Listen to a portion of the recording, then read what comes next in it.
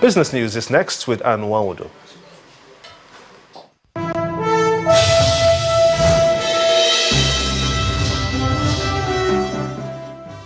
Hello and welcome to Business News. Some members of the Nigerian business community have been airing their views on the expected impact of the ministerial appointments on the nation's economic activity, while the GMD designate of FBN Holdings PLC, Mr. Urum Kalu Eke, in his opinion says he expects an economic management team that will help tackle the issues around diversification of Nigeria's economy. And interbank lending rates fell further to an average of 0.75% yesterday, despite the central bank's large cash injection into the banking system. The cost of funds fell to 1% for overnight lending and 0.5% for the secured open buyback. That's after additional cash in banks' deposits with the central bank were refunded. The Apex Bank has been injecting cash into the banking system in a bid to ease liquidity. Market watchers are forecasting that rates will likely remain low next week, well, unless the central bank embarks on an aggressive mopping up exercise. And in the meantime, the federal government plans to issue 80 billion naira worth of bonds with maturities between 5 and 10 years on the 14th of October. Dealers expect bonds to attract lower yields at the auction amid a liquidity boost in the money market and arising from fresh injection of cash by the central bank. Meanwhile, yields on the benchmark 2024 paper fell sharply to 13.79% yesterday from 15.12% last week, while the longest dated paper also fell to 14.74% against 15.04%.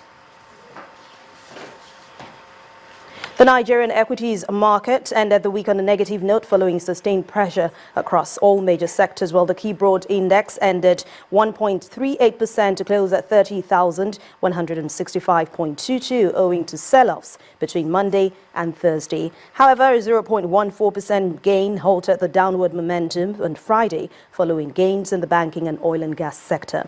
Market breadth remained negative as there were 23 gainers and 48 losers. Top on the gainers list were Unity Bank, Qtix and Champion Bureaus. On the flip side were FCNB, Evans Medical and AXA Mansard Insurance PLC. Total volume of shares dipped by 16.57% to 1.39 billion, and the total value of shares traded also declined by 13.42% to 12.17 billion naira in 14,821 deals. And that's it on Business News for tonight. Thank you for watching. I am Enahoro.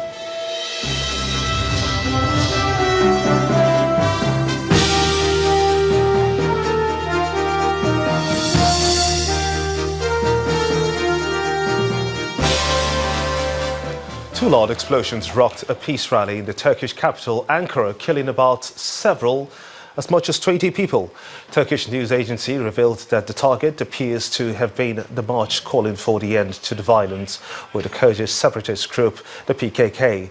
The pro-Kurdish HDP party were among those calling for peace and democracy at the rally. Up next is Sports News with Ayo Balogun.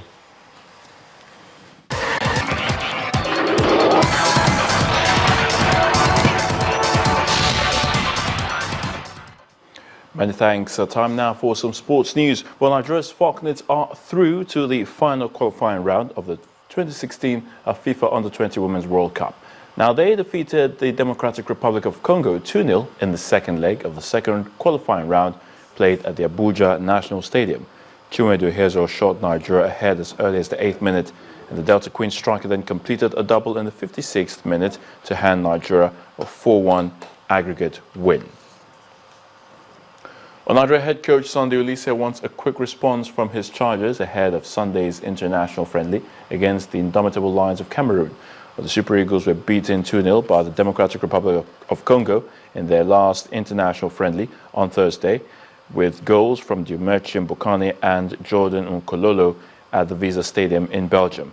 Well, Coach Oliseh is now looking for a quick response that will see his side bounce back against the four-time African champions. Coach Oliseh has so far managed 3 games as Nigeria manager and has masterminded 1 win, 1 draw and 1 defeat.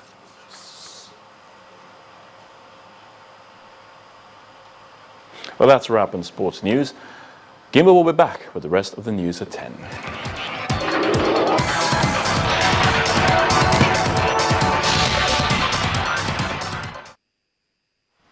And finally tonight, on a rather sad note, we'll leave you with memories and pictures of his last appearance, the veteran broadcaster on television and television producer Mike Enahoro.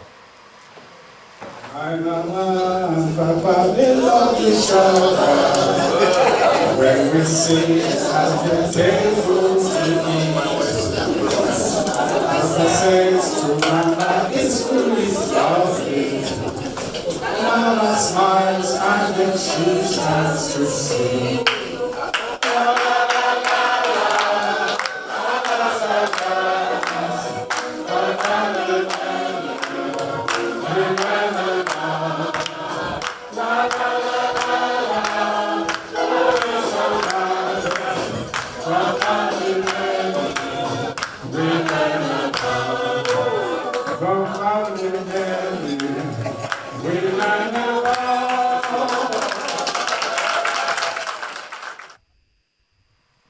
The veteran broadcaster will be greatly missed. And the main news again.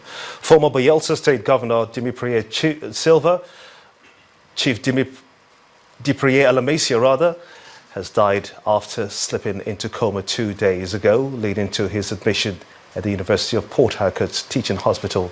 Chief Alamasia reportedly died of cardiac arrest. Former President Goodluck Jonathan gave him a presidential pardon.